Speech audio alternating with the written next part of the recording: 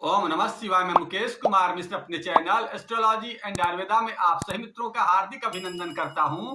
और आज आप सभी मित्रों के समक्ष हम जो टॉपिक को लेकर के आए उस टॉपिक का नाम है व्यापार। पिछला एपिसोड में हमने नौकरी की चर्चा की थी, उसको देखने के बाद बहुत सारे मित्रों ने उसकी सराहना की और कुछ नए मित्रों ने व्यापार से संबंधित चीजों की जानकारी लेनी चाहिए। अतः हमने आज निर्णय लिया कि क्यों न आज व्यापार से संबंधित जो भी बाधाएं होती है उसकी चर्चा की जाए, किन ग्रहों से व्यापार का संबंध होता है उसकी भी जानकारी दी जाए और उस सब का निराकरण क्या हो सकता है कि व्यापार चले। इस प्रकार की तमाम बातों की जानकारी आज के एपिसोड में देने वाले हैं। अतः ध्यान पूर्वक और धैर्य पूर्वक आज के एपिसोड को सुने और सुनने के बाद अपने जिंदगी में व्यापार से संबंधित समस्या है तो उसे दूर करें। तो सर्वप्रथम यह चर्चा करते हैं कि व्यापार नहीं चलने के पीछे क्या क्या कारण हो सकते हैं। तो सबसे पहले हमारे नजर में जो पहला कारण होता है वो बुध ग्रह होता है। जब भी आपके जन्म कुंडली में बुध ग्रह कमजोर होगा तो व्यापार से संबंधित चीजों में बाधाएं आएंगी ही आएंगे, उसको कोई रोक नहीं सकता है। अब इसका निराकरण क्या हो सकता है इसकी भी आगे हम चर्चा कर देंगे, लेकिन और क्या क्या कारण होता है इसकी भी चर्चा कर देते हैं।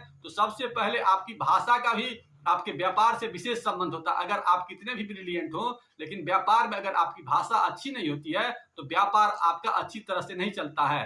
जब ये दो दुकान अगल बगल में होते हैं और एक का दुकान अच्छा चलता है और एक का दुकान खराब चलता है तो हमने इसके पीछे का कारण जानना चाहा तो यह देखा कि उनकी भाषा अच्छी है तो दुकान अच्छी चल रही है और जिनकी भाषा अच्छी नहीं थी उनका दुकान अच्छा नहीं चल रहा था। अतः हमने निर्णय लिया कि द्वितीय स्थान जो भाषा का होता है और द्वितीय स्थान धन का होता है उसका अच्छा होना जरूरी होता है। अगर उसमें कोई पाप ग्रह होता है तो व्यापार से संबंधित चीजों में बाधाएं करता ही करता। अतः अपनी भाषा को संयमित रख करके भी व्यापार को अच्छा किया जा सकता है। इसके अलावा हमने देखा कई जगहों पर कि वास्तु की खराबी के कारण भी वहां पर दोष होता है जिसके कारण भी व्यापार नहीं चलती। इसके अलावा बहुत सारे ऐसे लोग होते हैं जिनके दुकानों में चूहा वगैरह की संख्या ज्यादा होती है जिसके कारण वहां पर नकारात्मक तरंगे आती है जिसके कारण भी वहां पर व्यापार से संबंधित चीजों में बाधाएं आती है। तो इस प्रकार की तमाम बाधाओं को दूर करने के लिए क्या क्या उपाय हो सकता है इसकी जानकारी आप लोगों को दे देते हैं। लेकिन जानकारी को प्राप्त करने से पहले आप लोगों से नम्र निवेदन है कि अगर आप लोगों ने हमारे चैनल को सब्सक्राइब नहीं किया है तो कर लीजिए, क्योंकि आने वाले दिनों में हम बहुत ही साधारण चीजों को आप लोगों को जानकारी देंगे जिससे आप लोग की जिंदगी में विशेष प्रकार की उन्नति होगी।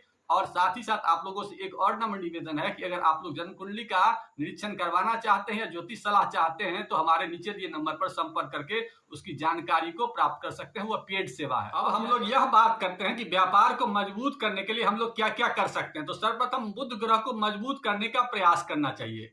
इसके लिए आपके पास दो ऑप्शन है, या तो जिसका बुध अच्छा उसके नाम पर अपने व्यापारिक प्रतिष्ठान का नाम कर लीजिए।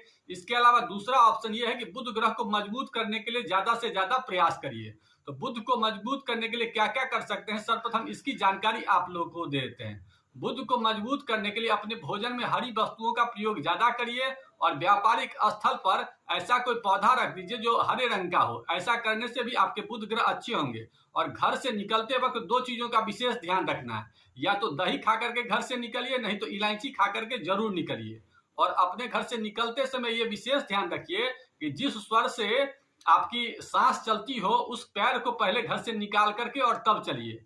और दो तीन चीज और ध्यान रखिए तो इससे व्यापारिक चीज में और भी अच्छी चीजें चलेंगी। सबसे पहले व्यापार में धैर्य का होना अच्छा जरूरी है और भाषा का अच्छा होना जरूरी है। इसके लिए अगर संभव हो तो चंदन का प्रयोग अगर आप लोग कर पाए तो सबसे उत्तम है। या तो चंदन को गर्दन में लगाया कीजिए या नहीं तो मस्तक पर लगाया कीजिए। ऐसा करने से भी आपके जो मन मस्तिष्क शांत रहेंगे और मन मस्तिष्क जब शांत रहेंगे तो व्यापारिक चीजों में स्थिरता आएगी और स्थिरता जब आएगी तो संपन्नता आनी ही आनी है। और भाषा अच्छा रखने का भरपूर प्रयास करिए। इसके अलावा दो तीन चीजों को और विशेष ध्यान में रखना कि अगर वहां पर वास्तु दोष हो, चूहा ज्यादा आता हो तो वहां पर कभी कभी आप छिड़काव किया कीजिए गौमूत्र से। गौमूत्र का छिड़काव करने से वास्तु दोष का जो शमन होता है। इसके अलावा वहां पर एक संभव हो तो स्वास्तिक का निशान बना दिया कीजिए और शुक्रवार को एक श्री यंत्र ले आकर के उसको बढ़िया से माँ दुर्गा के चरणों में रख करके उसको सिद्धि करके और वहां पर अपने व्यापारिक प्रतिष्ठान में रख दीजिए। ऐसा करने से भी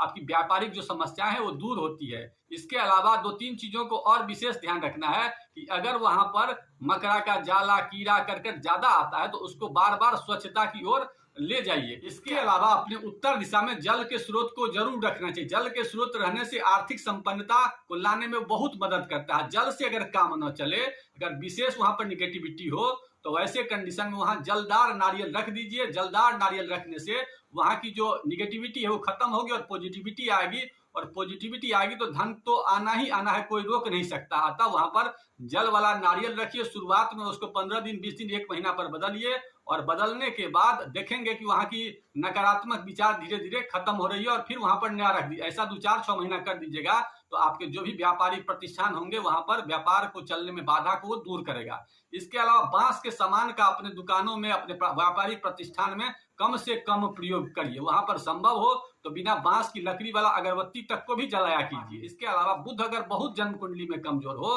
तो ऐसे पोजीशन में बुधवार को अपने व्यापारिक स्थल पर मॉर्निंग आवर में जाइए और वहां पर गणेश जी को इलायची भोग लगा करके और वहां पर कुछ चॉकलेट वगैरह खरीद करके छोटे बच्चों में बांटने से भी व्यापारिक जो भी समस्या होंगी वो दूर होगा। इसके अलावा पीपल का एक पत्ता लीजिएगा शनिवार को, और पीपल के पत्ता को अपने गद्दी पर रखिएगा, और गद्दी पर रखने के बाद लगातार 7 दिन रखिएगा, और फिर दूसरे शनिवार को फिर ले आइएगा। ऐसा 7 सप्ताह करके और सारे पीपल के पत्ता को जमा करिएगा, और सारे पीपल के पत्ता को 7 शनिवार जब बीत जाए तो उसके बाद उसको जाकर के किसी बहते जल में उसको विसर्जित करने से ऐसे में जो भी वहां पर निगेटिविटी व्यापार की होगी वो खत्म होगा और व्यापार आपका चलने लगेगा। ऐसा कुछ दिन करेंगे तो आप महसूस करेंगे कि व्यापार की समस्या को इन साधारण उपायों से आप विशेष तरह से ठीक कर सकते हैं। इसके अलावा अब यह बात करते हैं कि किन ग्रहों का विशेष व्यापार करने से तरक्की की संभावना होती है।